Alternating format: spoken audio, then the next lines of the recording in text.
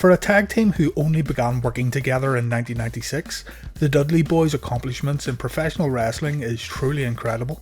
If we step back and consider title wins across different promotions as a basis for the greatest tag team in wrestling, the Dudley Boys would easily come out on top. The Dudley Boys are recognised as the most decorated tag team in professional wrestling history.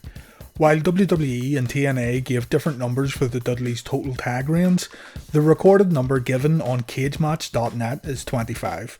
If we remove the Dudleys' reigns in 2CW and Hustle, the number is 23, the same number touted by TNA. 25 tag team title reigns in around 20 years is nothing to scoff at, highlighting just how successful the Dudley Boys truly were. This video starts at the very beginning as we take a look at the Dudley Boys in ECW. Bubba Ray Dudley began wrestling in 1991 under the name Mongo Vile. Bubba had received light training from Sonny Blaze and Johnny Rodz, but he also admits that he didn't receive enough. Bubba said he learned the ropes backwards, getting lessons while on the fly and taking beatings in the process. He would work small shows mainly around New York and the Northeast area before getting an ECW tryout in 1995, thanks to getting introduced to Paul Heyman via Tommy Dreamer. Bubba's very first job in his ECW debut was to take a chokeslam from 911, and he'd done this so well that Paul Heyman offered him a job. Devon Dudley had a similar introduction to wrestling, also being trained by Johnny Rodz and competing in the Northeast area. Devon stuck out his training from Johnny Rodz, saying that the conditions of his training were tough, but he would do everything he could to make it in the business. Devon also admits that his mother did not want him to become a professional wrestler, but he didn't give up. Bubba and Devon would be joining the Dudley Brothers in ECW. The Dudley Brothers faction was conceived as a joke, and Raven has taken credit for the creation of the group, having been inspired by the 1977 movie Slapshot. The Dudley Brothers were idiotic and stupid, but when it was time to work, they would kick the crap out of their opponents. So the kayfabe story of the brothers goes like this. The fictional Big Daddy Dudley was a travelling salesman who would travel across America, and during his travels he would get with many different women and end up having a bunch of illegitimate sons, and these sons would make their way to ECW to entertain us all.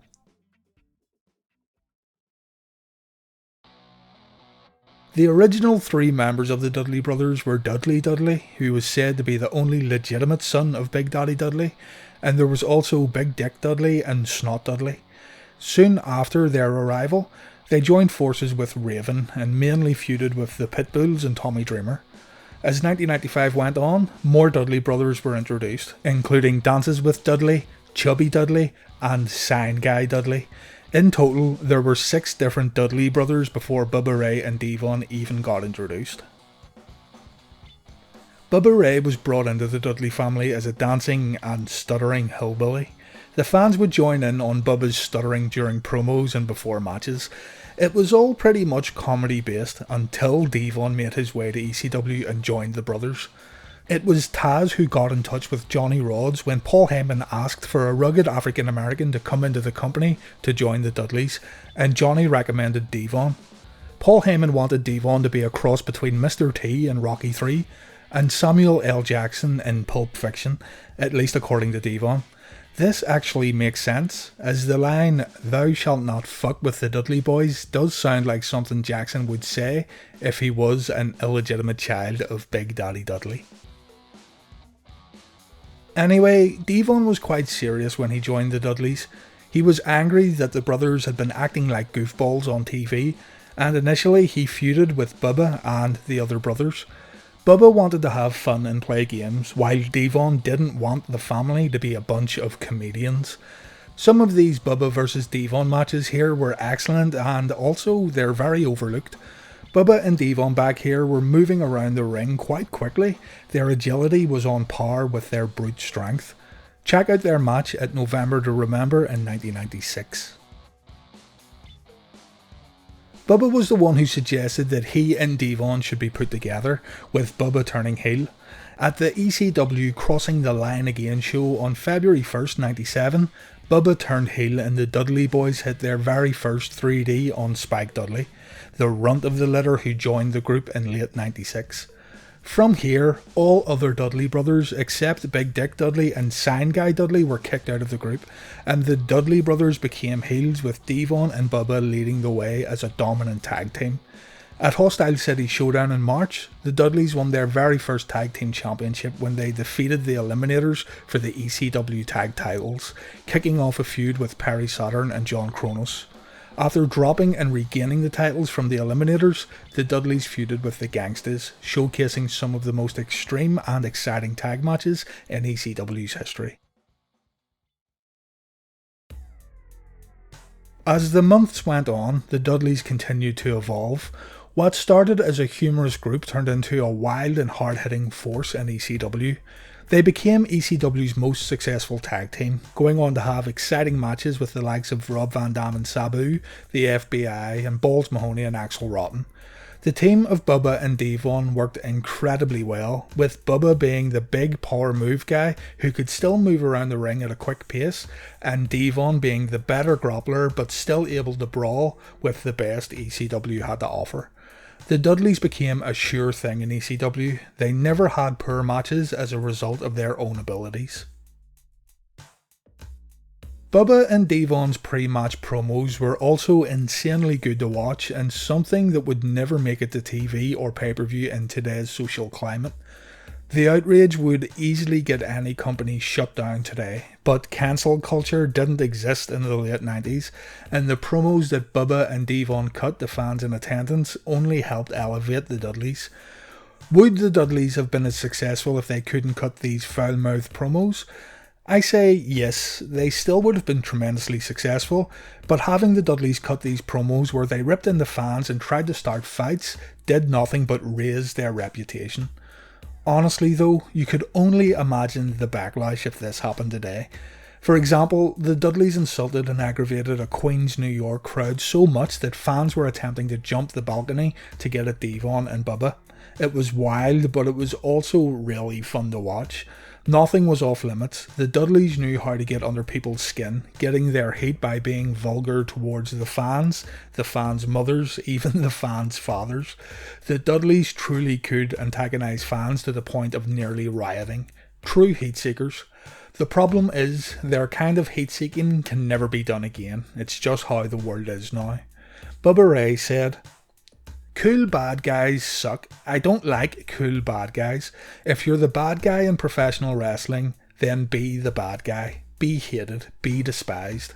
I wanted the fans to feel like they were at a Sex Pistols show or a Ramones show or any kind of punk show where it's just total insanity."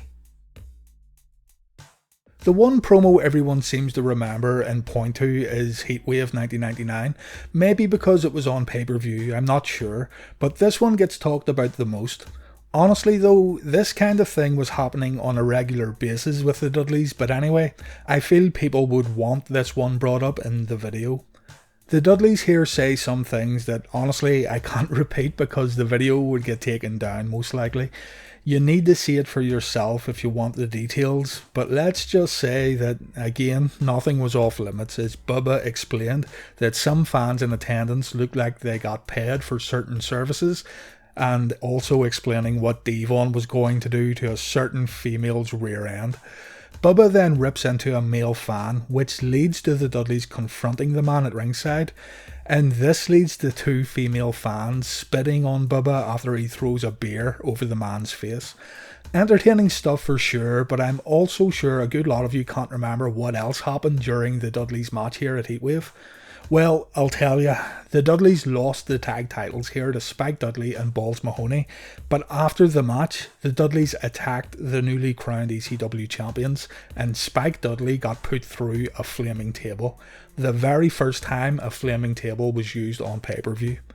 After the flaming table incident, New Jack made his ECW return on this night and attacked the Dudleys.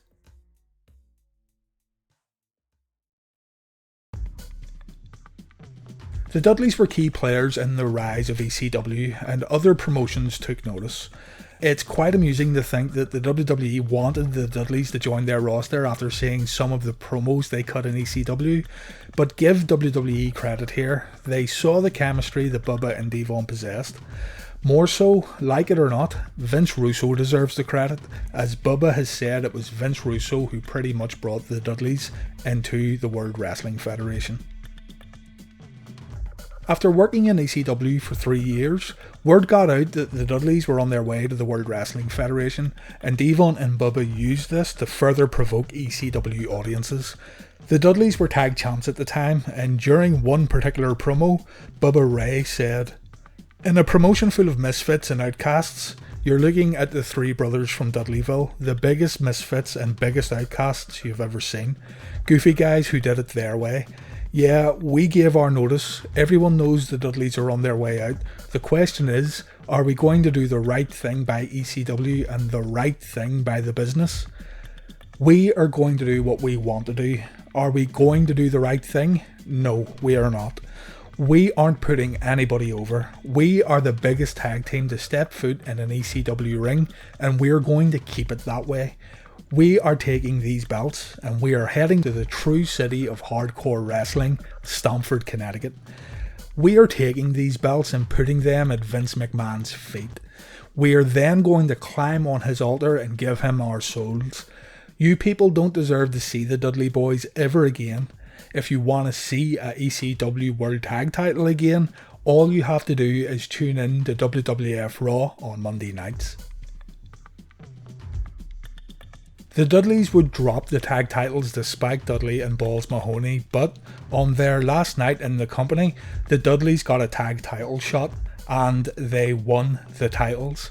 It was unprecedented to win titles on your way out of the door, but it seemed like this was exactly what was going to happen.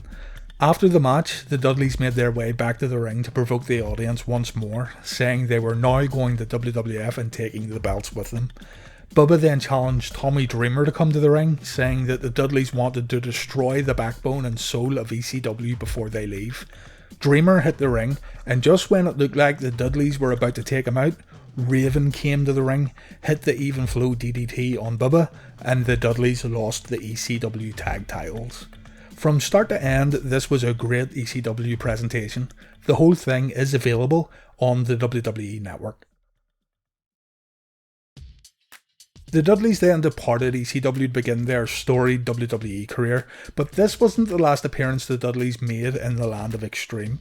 In December of 2000, Bubba and Devon made a return to ECW television screens. They teamed up with Tommy Dreamer to take on C.W. Anderson, Johnny Swinger and Simon Diamond in a one-off match appearance, getting a huge ovation from the ECW audience in the process. In the end, the Dudleys were good for ECW and ECW was good for the Dudleys.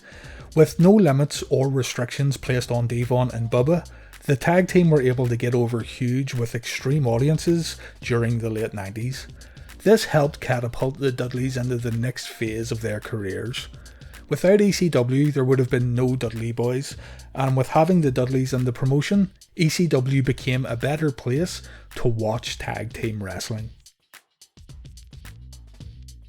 So before leaving, here's some recommended ECW Dudley Boy matches for you to check out. The first one is from ECW Heatwave 1998, and it features Bubba Ray, Devon and Big Dick Dudley taking on Tommy Dreamer, Sandman and Spike Dudley. The next one is from ECW Barely Legal in 1997, ECW's first ever pay-per-view, and it features the Dudleys taking on the Eliminators.